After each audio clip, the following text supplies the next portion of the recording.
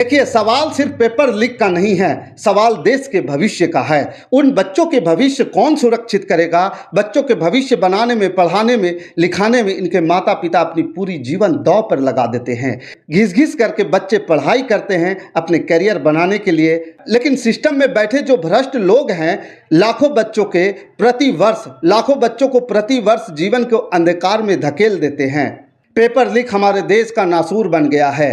Paper leak का मामला लगभग परीक्षाएं होने के बाद सामने आता है और नए नए खुलासा होता है, लेकिन अब इन सब के पीछे कुछ सवाल छूट जाते हैं जो आपके और छात्रों के मन में घूमते रहता है, कौंधते रहता है और सिस्टम पर सवाल उठाते रहता है और सिस्टम से सवाल मन ही मन पूछते रहता है। ये कैसा मैनेजमेंट है जो पेपर सुरक्षित नहीं रख सकता?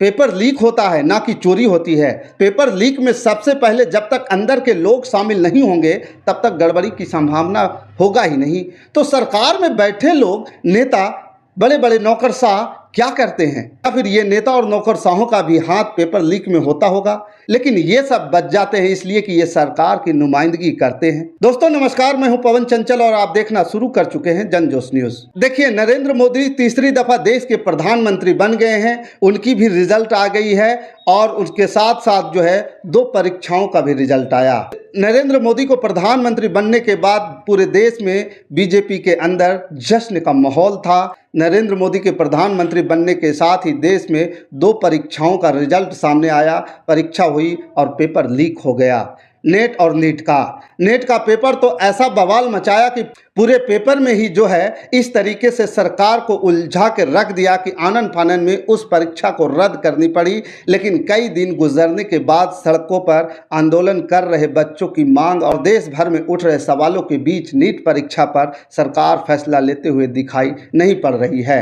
बार बार सवाल को टाला जा रहा है कि पेपर लीक हुआ है तो परीक्षा रद्द होगी कि नहीं, लेकिन नीट परीक्षा से जुड़े नए नए खुलासे सरकार को पूरी तरीके से बेनकाब कर दिए हैं। अब विपक्ष ने तेवर दिखाए, विपक्ष ने सीधे तौर पर कहा सरकार, नरेंद्र मोदी की सरकार पेपर लीक रोकने में पूरी तरह से विफल है।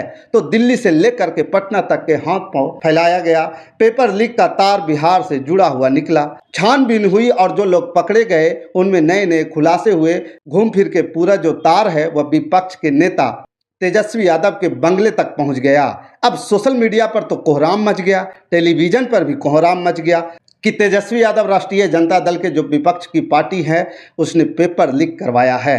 और बीजेपी के नेता जो चुपचाप भागते फिर रहे थे, नीट परीक्षा से उनको मुद्दा मिल गया। अब उनको समझिए बीजेपी को कि जिस छवि को, जिससे उनकी प्रतिष्ठा धूमिल हो रही थी, उससे बचने का एक बड़ा ब्रह्मास्त्र मिल गया।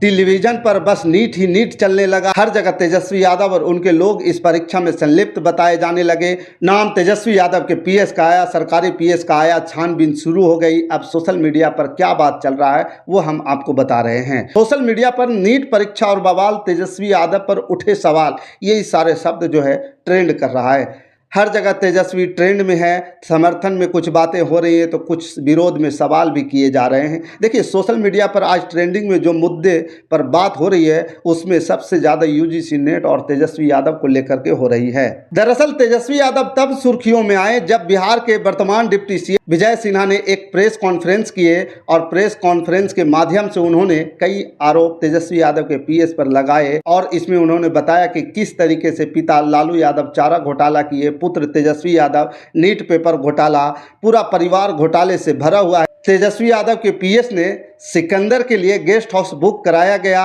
सिकंदर वही व्यक्ति है जिसने नीट का पेपर लीक कराया। विजय सिन्हा कहा कि सत्ता में रहते हैं तब भी नियुक्ति में घोटाला करते हैं और सत्ता से बाहर रहते हैं तब भी नियुक्ति को प्रभावित करने का खेल खेलते हैं। बच्चों के भविष्य के साथ तो अभी नेता प्रतिपक्ष जवाब दे, या प्रीतम कुमार आपके साथ था या नहीं। श्रीमान लालू प्रसाद यादव और तेजस्वी यादव जी के अब बीजेपी को तेजस्वी यादव के पीएस के उनको सरकारी गेस्ट हाउस के कुछ कागजात, कुछ फ़ोन कॉल्स मिले जिसमें तेजस्वी यादव के पीएस के द्वारा बार बार फ़ोन करके रूम बुक करने की बातें कही गई और यहीं से पूरा तेजस्वी यादव से तार जुड़ गया।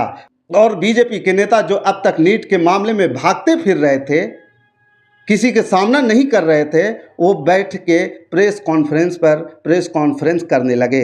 विजय सिन्हा के प्रेस कॉन्फ्रेंस कर दिखाए गए सबूत के बाद देश के शिक्षा मंत्री भी प्रेस कॉन्फ्रेंस करने बैठे। हालांकि तेजस्वी यादव से जुड़े मामले पर उन्होंने सीधे तौर पर कुछ नहीं कहा, लेकिन कहा कि जो भी गड़बड़ी किया हुआ व्यक्ति होगा उसे छोड़ा नहीं जाएगा। अब तेजस्वी यादव को लेकर जब सोशल मीडिया पर इस तरीके की बातें लिखी जा रही है, तब आगे देखिए क्या कुछ कहा जा रहा है। एक्स यानी ट्विटर पर एक यूजर ने लिखा, मनमोहन सिंह के समय में हमारा देश तीसरे स्थान पर था, तेजस्वी यादव का 9वां फेल का असर है, यह सीधे तौर पे बातें कही जा रही है। इधर जैकी यादव लिखते हैं, तेजस्वी यादव के समर्थक हैं, वो लिख रहे हैं प्रधानमंत्री किसके, बीजेपी के, गृह मंत्री किसके, बीजेपी के, शिक्षा मंत्री किसके, बीजेपी के, एनटीएस किसने बनाई, बीजेपी ने। लेकिन मीडिया दिखा रही है कि नीट का पेपर लीक होने के लिए जिम्मेवार तेजस्वी यादव है। वाह मीडिया, अब तो तूने गजब ही कर दिया। खैर, अब सोशल मीडिया की बातें कही जा रही है, अब मीडिया को जितना गिरना है गिर जाए और इससे तेजस्वी यादव का कोई भी छवि खराब नहीं होने वाला है। आगे अनुराधा लिख रही है कि राहुल गांधी की ताकत है, कई हफ्ते तक नीट घोटाले पर एक शब्द भी नहीं बोलने वाले शिक्षा मंत्री धर्मेंद्र प्रधान आज शाम प्रेस कॉन्फ्रेंस कर गए।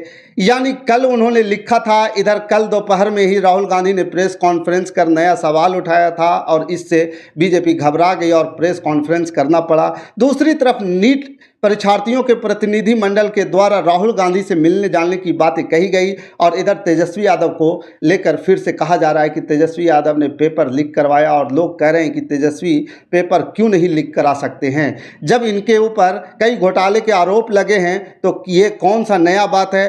किक्की लिख रही है कि पूरा खानदान ही घोटाला करने में माहिर है, अगर नीट घोटाला किया तो इसमें कौन सी बड़ी बात है। चारा घोटाला, जमीन घोटाला, नौकरी घोटाला, हर प्रकार के घोटाला जो है तेजस्वी यादव के परिवार करते ही आए हैं।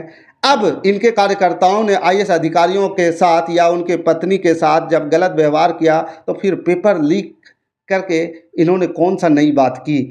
आशीष पांडे लिख रहे हैं कि जैकी भाई आप किसे मूर्ख बना रहे हैं, यदि तेजस्वी यादव का नाम आ रहा है तो उन्होंने कुछ तो किया ही होगा। जब इनके पिताजी चारा घोटाला किया या नीट घोटाला किया, पेपर लीक भी करा सकते हैं, इसमें कौन सा नई बात है। दूसरी तरफ लोग मीडिया जानबूझ करके तेजस्वी यादव का नाम डालकर सीधे तौर पर तेजस्वी की छवि को बदनाम करने की कोशिश की जा रही है। सोशल मीडिया पर तेजस्वी यादव के समर्थन में और तेजस्वी यादव के विरोध में बातें कही जा रही है। अब बड़ा सवाल है कि क्या हर जगह पेपर लीक से जुड़े हुए जो लोग हैं, पेपर लीक से जुड़े हुए तार, इस पूरे मामले की जांच ठीक से हो। धर्मेंद्र प्रधान ने कहा इस पूरे मामले पर जो भी लोग दोषी होंगे उनकी जांच होगी। आज सोशल मीडिया पर जो ट्रेंडिंग में है उसमें तेजस्वी यादव के साथ साथ शिक्षा मंत्री भी ट्रेंडिंग में हैं। बाकी इस खबर के प्रति आपका विचार क्या है, आपको क्या लगता है कि इस पेपर लीक के मामले में तेजस्वी यादव हैं या नहीं, आप हमें कमेंट कर जरूर बताइएगा। हमारे साथ बने रहने के लिए धन्यवाद। जय हिंद, जय भारत।